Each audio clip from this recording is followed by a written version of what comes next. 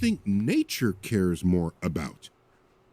The 1 ounce mouse or the trees that you cut down to build the house you lived in to then doom the mouse to an early death?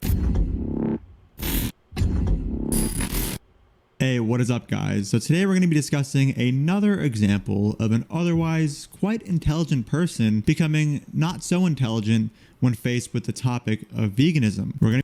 Okay, so this is going to be a video of me reacting to Lifting Vegan Logic, who is reacting to a Neil deGrasse Tyson interview. I agree with the majority of what Lifting Vegan Logic says in this video.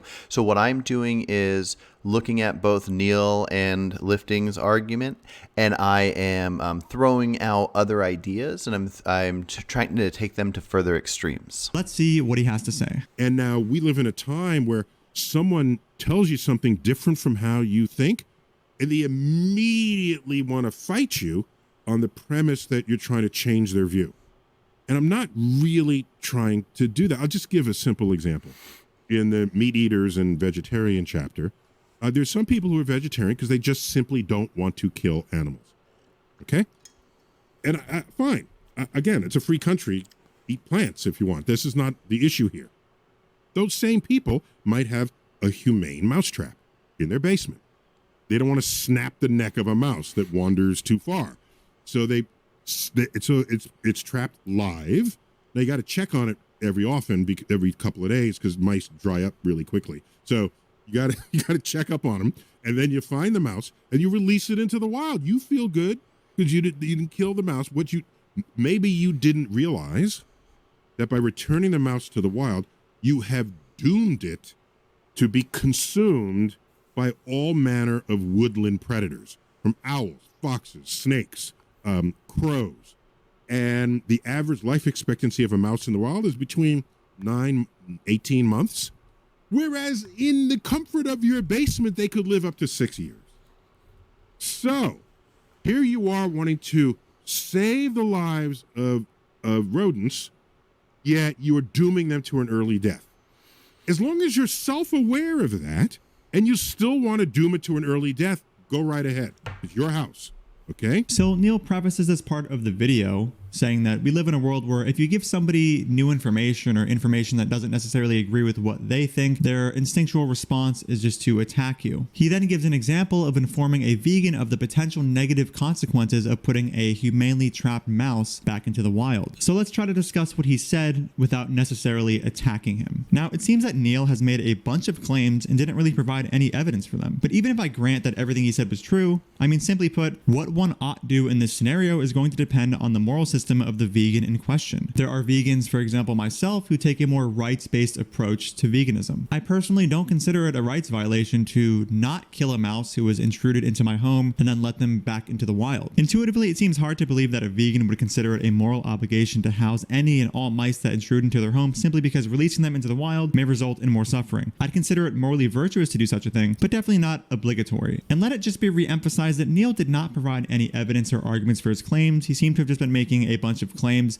so I decided to just grant them anyway for the sake of entertaining what he was saying. Okay, so I agree with Lifting Vegan Logic here. We don't agree to letting them into our home. It's our home. We get the choice.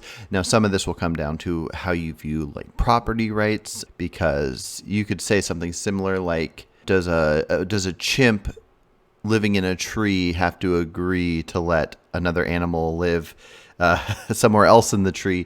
And so this kind of comes down to how we view property rights, which I view highly when it comes to humans. So I don't think I should have to let homeless people into my house to sleep in it.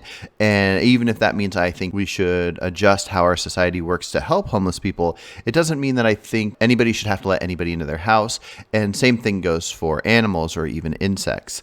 And so even though I agree with him that that's a reason why it would make sense for a vegan to humanely trap a mouse and then let it free, and then it's giving it that shot to survive, that's probably the most ideal thing. But even if you take it to further extremes, because sometimes when you tell somebody an ideal thing countering an anti-vegan thing, it gives them more wiggle room to try to figure out, well, here's why this is bad, here's why this is bad. If you show them the most extreme version of what you think is acceptable, then it makes it almost more challenging to combat that. Like, for example, as of right now, and I can be convinced otherwise, I value humans because I am human higher than other animals. I also value myself above other humans. So when it comes to my own survival, similar to if I was out in nature, I would do anything I could to survive, including killing other animals, killing humans, doing whatever I had to do in nature.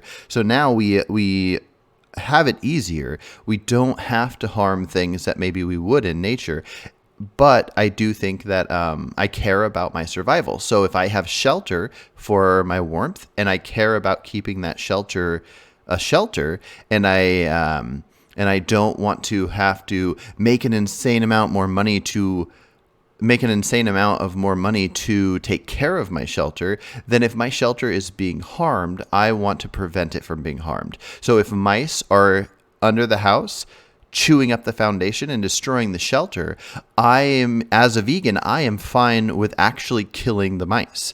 It's not ideal. I hope in the future we have really good ways to make like sound waves that go under houses that will scare out mice so they just don't even bother. So it's not even like humanely trapping them and then putting them out somewhere. They're going to make their own choices to go where they want to go. But also due to like a sound wave machine, they won't go under the house. Now, that already exists, the sound wave machine thing, but it doesn't work perfectly. I've used it. It worked for a while, but I think over a certain amount of time, they get used to the sound or something like that, or they'll find areas that the sound doesn't reach. But anyways, I'm in favor of doing anything that can reduce or end unneeded suffering. But I think it's different when it comes to your own survival. I'll just throw in same thing with ants. If I don't want to kill ants, I have no interest in killing ants. From my understanding, they can suffer. And so I would feel bad if I accidentally stepped on an ant and it squished half of its body. The other half was there. It was suffering. It's not dead. And I didn't even know it. And I don't want that. I feel bad about that. But if an ant is inside my house, inside my property, even though it's not intentionally doing anything wrong, it is going to, if the ant gets like in my food and it's destroying my food, yeah, sure. Maybe if I was a billionaire or just like insanely wealthy to where I didn't have to care if my food was destroyed. And then when ants get to one area, I start having food in another area, whatever. There's very different humane ways maybe to get ants out of your house. But when you look to an extreme of this ant is harming your food, you need food to survive, I think it's perfectly fine to kill the ants. So any animal of any kind, including ants that come into your house uninvited, I view it no different than if you were living out in nature and animals came upon you in a way where you had to defend yourself.